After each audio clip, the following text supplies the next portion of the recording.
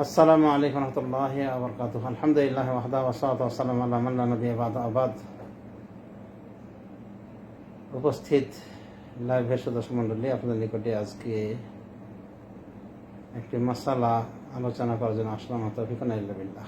মাসালাটি হলো যে কোন আলেম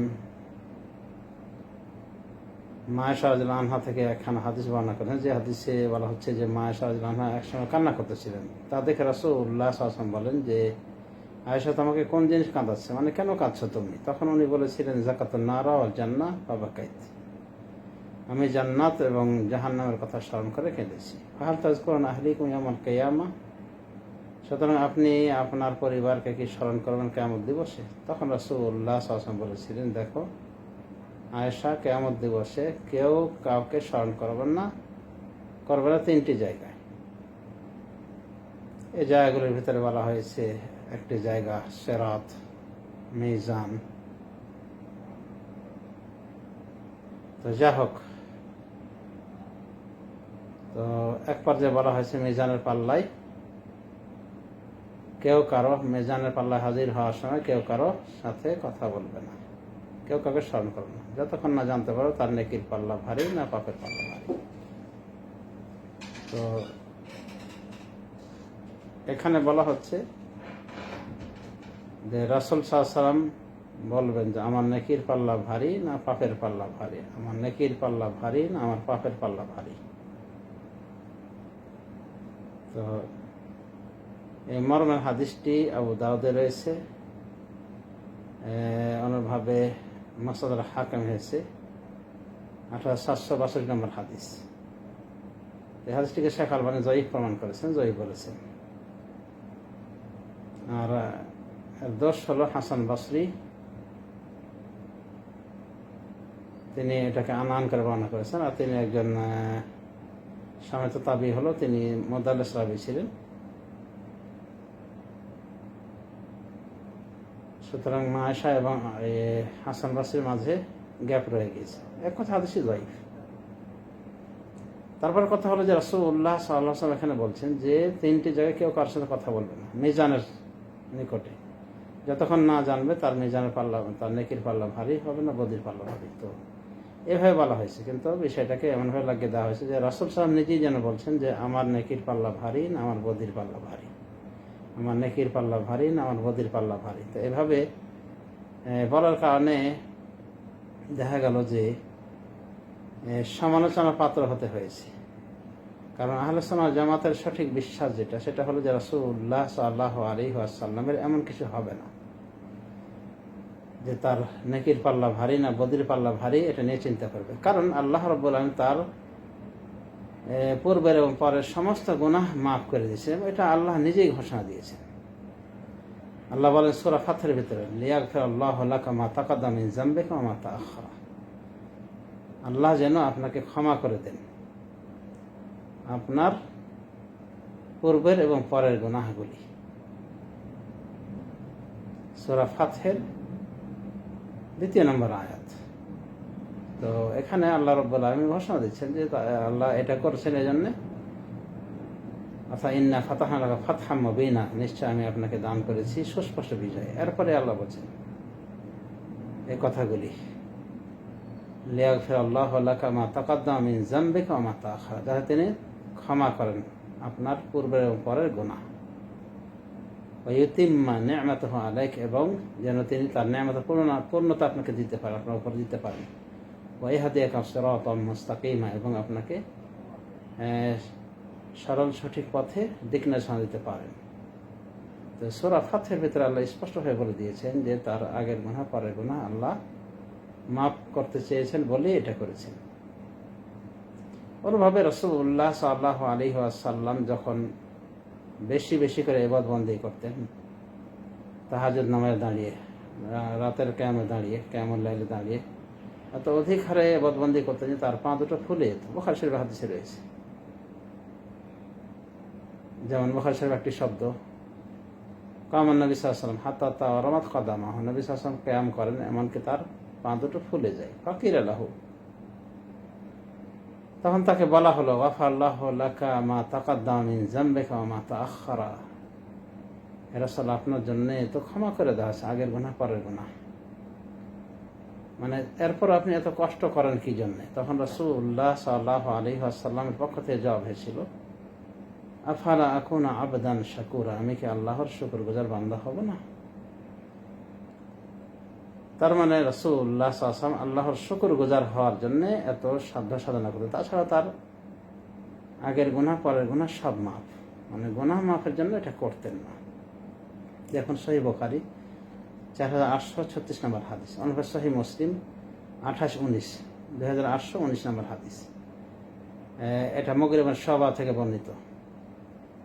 তো এই হাদিস প্রমাণ যে রাসূলুল্লাহ সাল্লাল্লাহু আলাইহি ওয়াসাল্লাম আগের গুনাহ পরের গুনাহ সব মাফ। এক কথা আহলে সুন্নাত জামাতের আকীদা যে রাসূলুল্লাহ সাল্লাল্লাহু আলাইহি ওয়াসাল্লাম তার সমস্ত গুনাহ আল্লাহ মাফ করে দিয়েছেন এবং এটা তাকে ঘোষণা দিয়েছেন। তাহলে এই হাদিসে যে বলা হচ্ছে যে রাসূল সাল্লাল্লাহু আলাইহি ওয়াসাল্লাম বলছেন 3 জায়গায় কেউ কাউকে স্মরণ করবে না, এটা মানুষের কথা বলছেন রাসূলুল্লাহ সাল্লাল্লাহু আলাইহি ওয়াসাল্লাম, এবং তার কথাটা স্পষ্টভাবে এখানে কিন্তু বুঝে আসছে না, যদিও ইশারা ইঙ্গিত এদিকেই বহন করে, কিন্তু এভাবে রাসূলুল্লাহ সাল্লাল্লাহু আলাইহি ওয়াসাল্লাম কিন্তু বলেনি যে আমার নেকির পাল্লা ভারী না আমার গুনাহের পাল্লা ভারী, এভাবে রাসূলুল্লাহ সাল্লাল্লাহু আলাইহি ওয়াসাল্লাম বলবেন। তাছাড়া এই হাদিসটি কিন্তু সহিহ নয়। আগেই বলেছি জয়ীফ হাদিসের বক্তব্যগুলি বেশিরভাগ এলোমেলো হয়ে থাকে, হয় কোনো সহিহ আকীদাকে নষ্ট করে দেয় অথবা কোনো বাতিল মাসালা প্রমাণ হয়। তো এখানে দেখা যাচ্ছে যে যদি আমরা ধরে নিই যে রাসূলুল্লাহ সাল্লাল্লাহু আলাইহি ওয়াসাল্লাম এমন কথা বলবেন, তো কথাটা আসলে বাতিল, হাদিস জয়ীফ, কথা বাতিল। যে রাসূলুল্লাহ সাল্লাল্লাহু আলাইহি ওয়াসাল্লাম ওই মিজানের পাল্লা গিয়ে, মিজানের নিকট গিয়ে উনি এইরকম করেন, মানে দাড়ি পাল্লার নিকট গিয়ে যে আমার নেকির পাল্লা ভারী না আমার পাপের পাল্লা ভারী না। রাসূলুল্লাহ সাল্লাল্লাহু আলাইহি ওয়াসাল্লাম আগের গুনাহ পরের গুনাহ সব মাফ আল্লাহ তাকে ঘোষণা দিয়েছেন। শুধু তাই নয়, রাসূলুল্লাহ সাল্লাল্লাহু আলাইহি ওয়াসাল্লাম সহিহ মুসলিম শরীফের হাদিসে বলেন যে আমি সর্বপ্রথম জান্নাত, আমার জন্য সর্বপ্রথম জান্নাতের দরজা খোলা হবে। রাসূলুল্লাহ সাল্লাল্লাহু আলাইহি ওয়াসাল্লাম জান্নাতের গেটে যখন নক করবেন, তো পাহারাদার ফেরেশতা বলবেন যে কে আপনি? তখন বলবেন যে আমি মুহাম্মদ। তখন বলবেন যে বেকা উমিরতু আলা আফতাহু লিআহাদিন ক্বাবলাকা, আপনার জন্যে আমি আদেশপ্রাপ্ত হয়েছি জান্নাতের দরজা খোলার, আপনার পূর্বে আর কারোর জন্য আমি খুলবো না। সহিহ মুসলিম হাদিস। হয় রাসূলুল্লাহ সাল্লাল্লাহু আলাইহি ওয়াসাল্লাম বলেছেন যে তিনি সর্বপ্রথম সুপারিশকারী, আউয়াল শাফি আউয়াল মুশাফফা, সর্বপ্রথম সুপারিশকারী এবং সর্বপ্রথম তার সুপারিশ গ্রহণ করা হবে। শাফাতুল আজমা, সারা মাওকিফের অর্থাৎ কিয়ামতের ময়দানে দণ্ডায়মান সমস্ত ব্যক্তির জন্য সুপারিশের দায়িত্ব কে নেবেন? রাসূলুল্লাহ সাল্লাল্লাহু আলাইহি ওয়াসাল্লাম নেবেন। রাসূলুল্লাহ সাল্লাল্লাহু আলাইহি ওয়াসাল্লামকে আল্লাহ অনুমতি দিবেন। তো এগুলি সব প্রমাণ বহন করে যে রাসূলুল্লাহ সাল্লাল্লাহু আলাইহি ওয়াসাল্লাম কোশ্চিনকালে এই অবস্থার শিকার হবেন না যে তিনি ওই মিজানের পাল্লা গিয়ে বলবেন যে আমার নেকির পাল্লা ভারী না আমার পাপের পাল্লা ভারী, নাউযুবিল্লাহি মিন যালিক। তো এই হাদিসটাই এলোমেলো বক্তব্য শিক্ষা দিয়েছে। তো এই হাদিসটাকে দেখা দরকার যে হাদিস সহিহ কি সহিহ না, আর সহিহ হলে আর ব্যাখ্যা কি। তো যা হোক, এই হাদিসটা যে সহিহ নাই তার আর একটা প্রমাণ যে সাহাবে আনাস রাদিয়াল্লাহু আনহু রাসূলুল্লাহ সাল্লাল্লাহু আলাইহি ওয়াসাল্লামের নিকটে সুপারিশ তলব করেন যেন উনি সুপারিশ করেন তার জন্য। তখন রাসূলুল্লাহ সাল্লাল্লাহু আলাইহি ওয়াসাল্লাম বলেছিলেন যে আমি ঠিক আছে তোমার জন্য সুপারিশ করব। তখন বলেছে ইয়া রাসূলুল্লাহ আমি আপনাকে কিয়ামতে কোথায় পাবো? তখন রাসূলুল্লাহ সাল্লাল্লাহু আলাইহি ওয়াসাল্লাম তাকে বলেছিলেন আমাকে সর্বপ্রথম তুমি সিরাতে তালাশ করবে, মানে পুল সিরাতে।